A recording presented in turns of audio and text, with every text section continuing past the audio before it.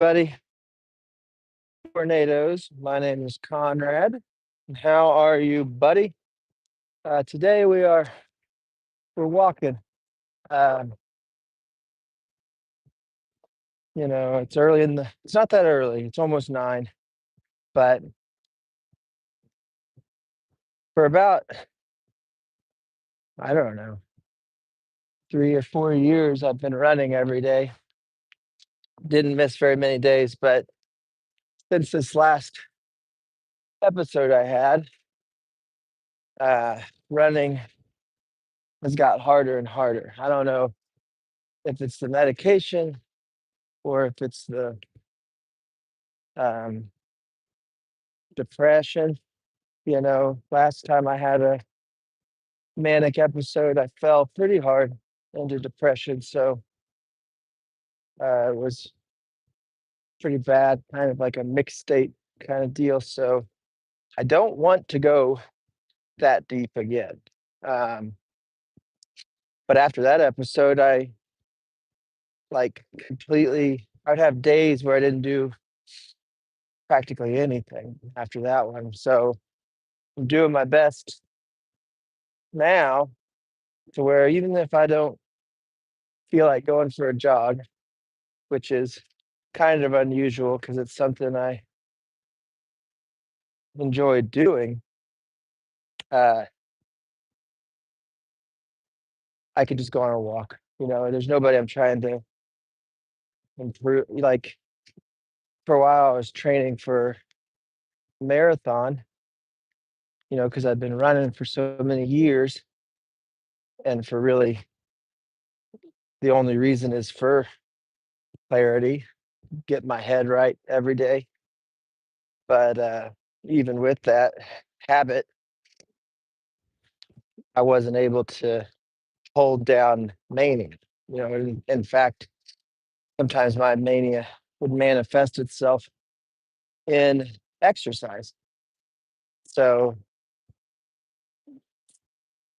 I remember just I had too much energy. There was a time in Oklahoma when I ran after running for my normal like 7 miles one day, I ran 10 miles to the closest town. I didn't drink any water. I didn't prepare to do it. And I probably could have died that day, but I had that moment that you have if you've ever pushed yourself physically to complete like exhaustion and also no bodily fluids left in you. You sweated them all out, so I was like crippled on the side of the road. I couldn't. The whole body was cramping, and sorry, there's this guy coming by. So I don't have to push myself that hard. I mean, it sucks because for months, years, it wasn't like I was running, some sort of sprint. So I just jog around town, and it got to the point where jogging is pretty easy. But now, after starting this new medication and just coming down from a bad manic episode, walking is about as much as I want to do. So, anyways, I started with a run. I ran a mile this morning, and then I'm just going to finish it out by walking. But I didn't want to, I didn't know what time I'd have for doing the show like I've been doing it lately. So I figured I'd just bring you guys along on the walk. So thank you. Um, we're going to get in the gratitude check in. So, one of the things I'm grateful for today, aside from my wife and kids, who I'm grateful for every day, and kind of grateful that hopefully I can be as normal as possible, which is hard for me to do. I'm already the kind of abnormal one. But I don't like them worrying about me either. So I know they do, and that's another reason why I go on this walk. It's like if I can fight the feeling to stay in bed all day or to nobody wants me or um, uh, you know, that I've screwed up everything financially for our family and that I don't know how that's going to work out. And just that everything that used to be kind of something that come natural to me is something that is a little bit harder now, maybe. I don't know. Out of all the books I've listened to and all the podcasts I've listened to, the fact that your motivation will change, your uh, performance will change, all these things that can happen typically to somebody with the disorder, I find myself going through. So I don't feel so abnormal when I do it, or when I go through those feelings, but you want to tell yourself, like, it's not going to be forever, that you're going to get your energy back. But when you're in it, it does not feel like it. Feels like you're always going to be stuck. So, what's up? Uh, so, anyways, that's what I am right now. I'm grateful for my wife and kids and their understanding that even though I think they see that I'm trying and I'm, doing what I can do to get myself a stable routine, sometimes it's harder than others. What's up, Boston, Massachusetts? Uh, we're just walking today, trying to gather our thoughts, and this part's the gratitude check-in. And grateful for my wife and kids for sticking with me. And this disorder can take over them too. It affects them just as much as it affects me, really.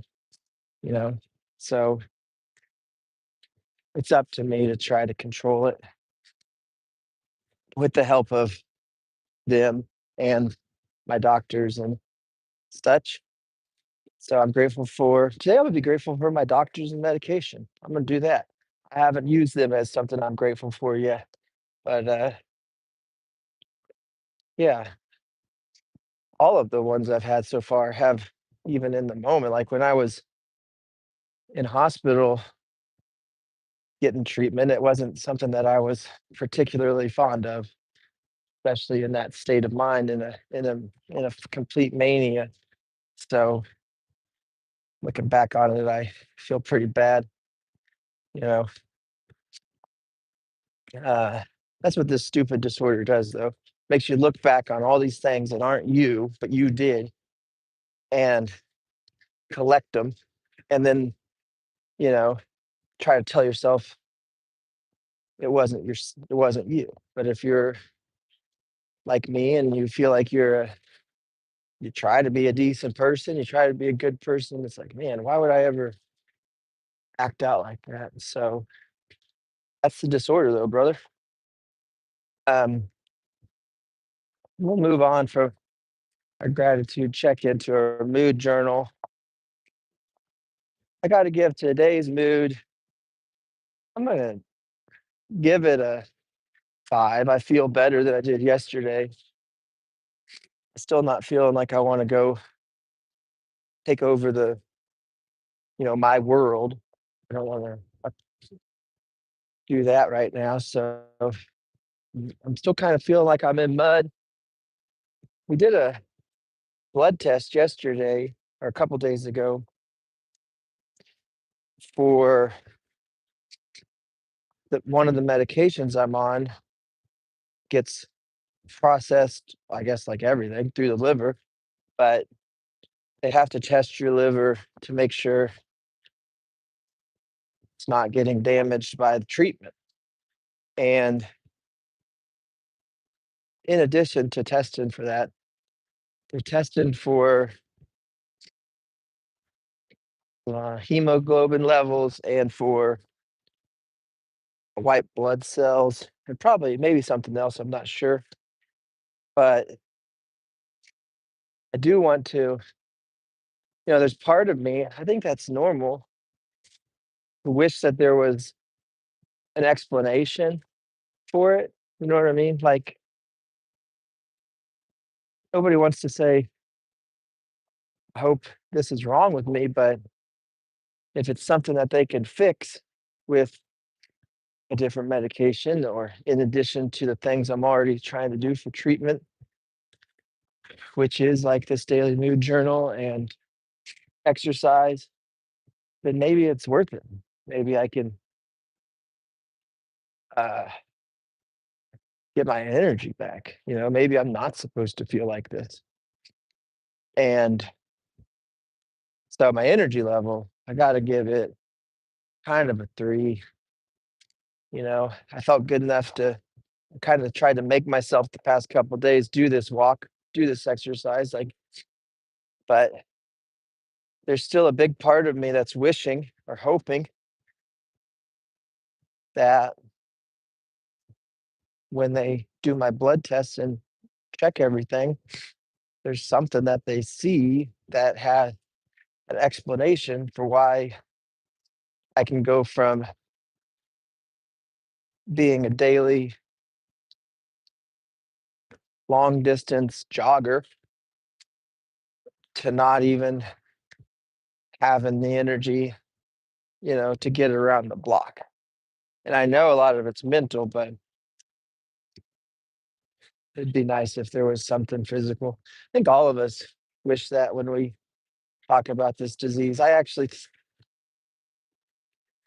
There was a study or something I read yesterday about our disorder that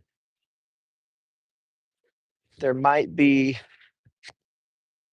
I think it's hepatitis C, which in can get like stored in the lining of the brain and or something and can get trigger uh, bipolar in people. So that would be kind of, at least they're working on it. Somebody's working on it, writing about it. So because a lot of times you get scared or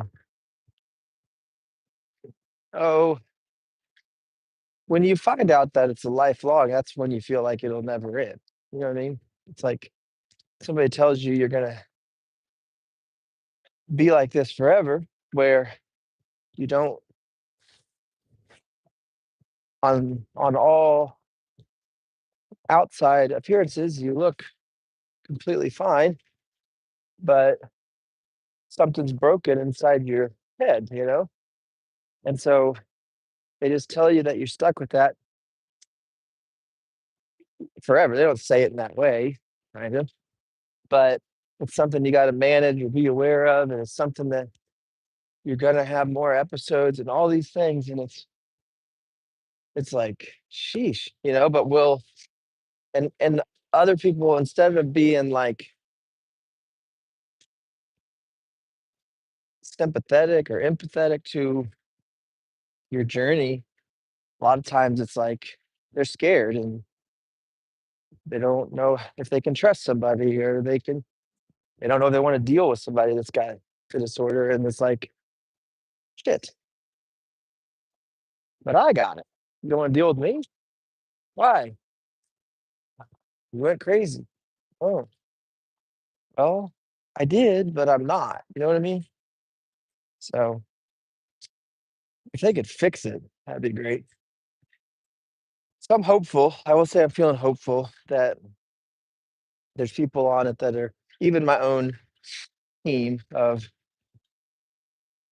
doctors and family are not giving up on me, at least. So just don't give up on yourself, you know? That's why I'm doing this. So my mood is a 5, maybe a 4. I'm trying to be positive, and energy is definitely lower. Talking a 4, 3.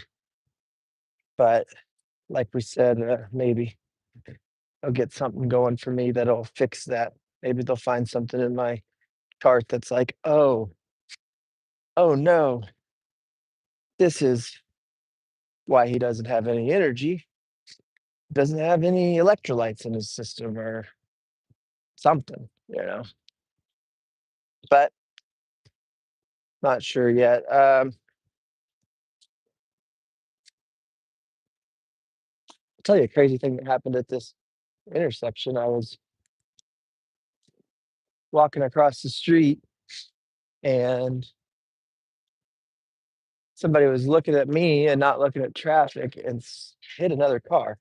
They're all okay. This was a couple weeks ago, but felt horrible. Like, wish that wouldn't happen. Um, anyways,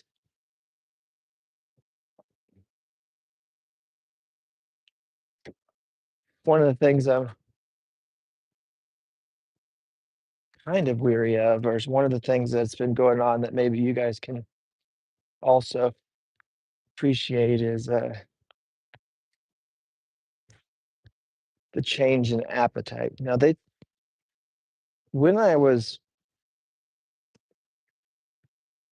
after my kind of like second mania, which required intervention from, it's the first one we didn't really know what happened, and I kind of pulled out of it somehow with the help of just going away for a week to a different family member's house, and I was able to pull out of a full mania, but I was stuck in hypomania for a long time. And then I had another episode that was even more severe. And after coming out of that, that was like a year ago or over a year. And when that happened, we decided to seek treatment, you know. And that's when I started on my first medications and discovered that I had this disorder and had my identity crisis and all that stuff. And when I fell into that low swing, you know, I didn't even, at first, I didn't even want to eat. We're almost on like a hunger strike and didn't even eat for a couple weeks pretty much, and lost a bunch of weight and was just hiding under a blanket, seemed like, from the world, until finally I had to be taken to the hospital because people were afraid of not me hurting them, thank God, but me hurting myself, you know. And thank God they took me to the hospital because, you know, I was basically starving myself. I was not exercising. I was not going on a walk, not running, just really in the depths of the hell of depression. But it took me several months to get out of it. Um, and I thought that we were good. You know what I mean? Like, I got out of it and I thought that everything was like I was getting normalized. I was feeling like I was myself again, but then it started going up, you know, and I didn't have a net or the right net of medication to control it. And so it blew up again. And so on this time, although I have that post mania uh, fog, and I feel like I'm in the pit,